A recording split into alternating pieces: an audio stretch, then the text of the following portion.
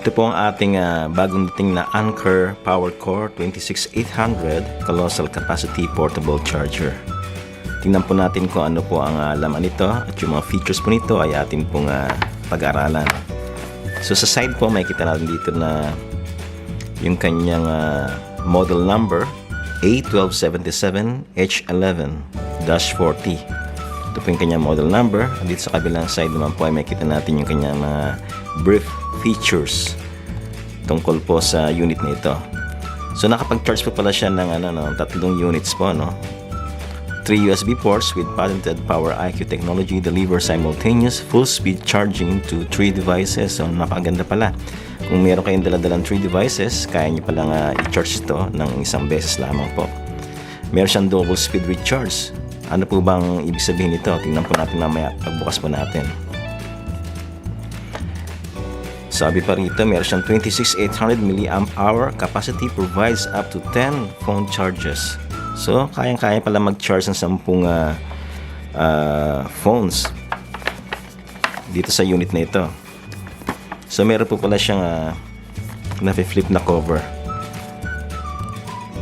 At dito makikita na po natin yung product niya sa loob. Buksan po natin ito.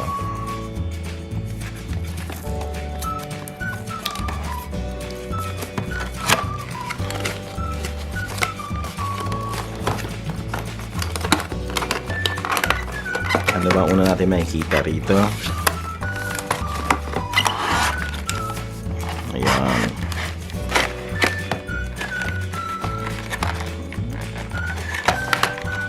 Ito po yung kanyang bag. Para anytime, pwede niyo siyang madala ng very convenient lamang po. Ito po ang unit. So maganda po siya, no? Malinis, makintab, makinis pa po, no? Bagong-bago. Anker. Ayan po, Anker. So sa side na to nakasulat yung PowerCore 26800. Ayan po, nababasa niyo po ba? Output 5 volts 6 amperes. So dito po kitang-kita po natin yung kanyang kalinisan, makintab, bagong-bago. Ito yata yung kanyang push button, no? Yung on-off switch, no?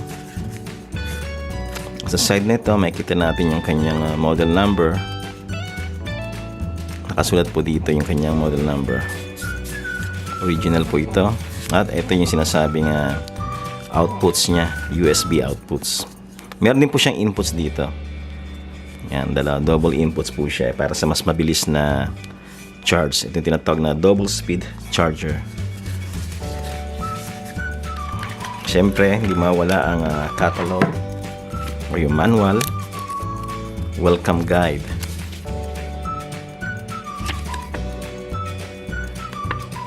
May mga guides po siya rito kung paano gamitin, kung paano natin maingatan itong ating pong unit na ito. May warranty card din po siya. This product is under warranty for a period of 24 months from date of purchase. So ngayon po ay magsimula na ako magbilang. 24 months pala ito. The warranty covers any manufacturing quality released issues. The product should be returned to Sheriff Corner along with this warranty and proof of purchase. Ganda po ito. So, itabi po natin ito. Dito po mayroon po siyang kasamang ito ata yung kanyang para sa input, no? USB.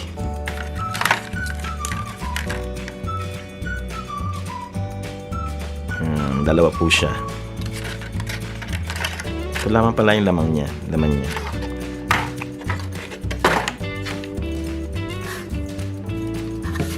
So ngayon hindi pa po natin ito na siya charged.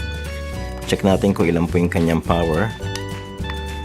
Meron po siyang dalawang indicator dito lumabas. Ibig sabihin nasa 50% ng power pa lang po siya itong bagong unit natin.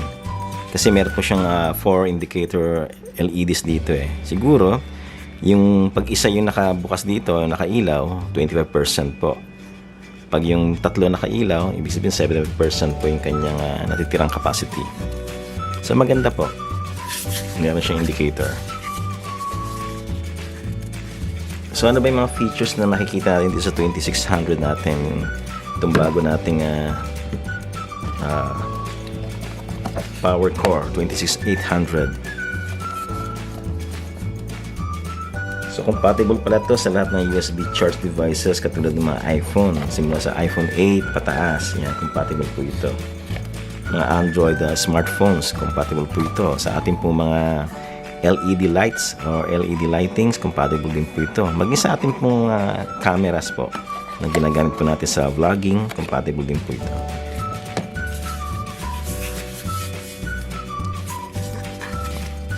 So gusto ko na pong i-try gamitin. Try natin itong lagyan ng supply.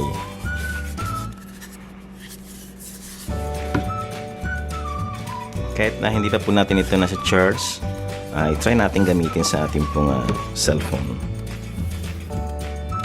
Yung aking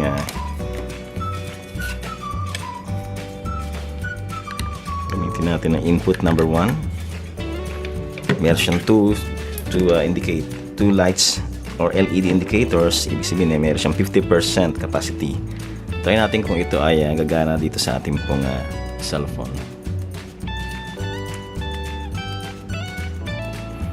Okay.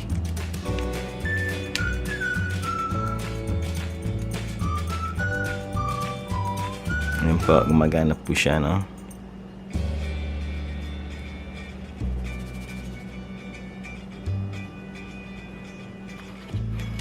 Convenient po talaga na magkaroon po tayo ng ganitong power charger, lalong-lalo po kapag tayo ay nagsa-travel.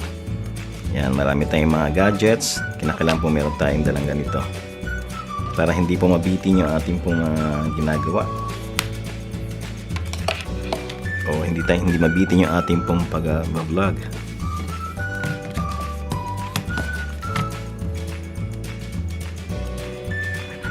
Nagdagan pa po natin yung isa na unit kasi meron po itong 3 outputs.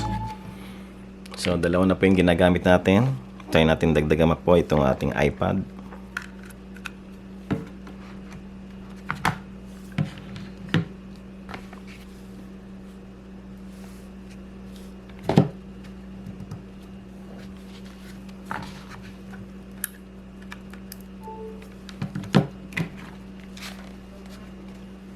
Yan, charging na rin po siya.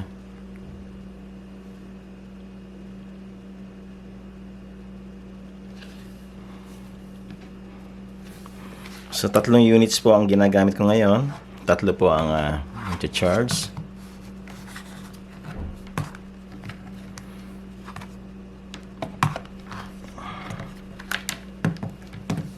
Yan, 3 units po ito. 50% yung kanyang remaining capacity.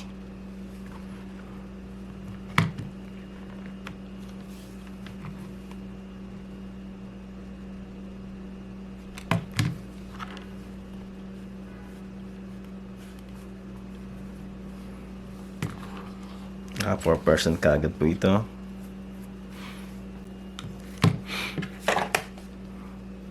Okay, that's it for now. Salamat po sa pagsubaybay, pakikinig nyo po. Hanggang sa susunod pong muli.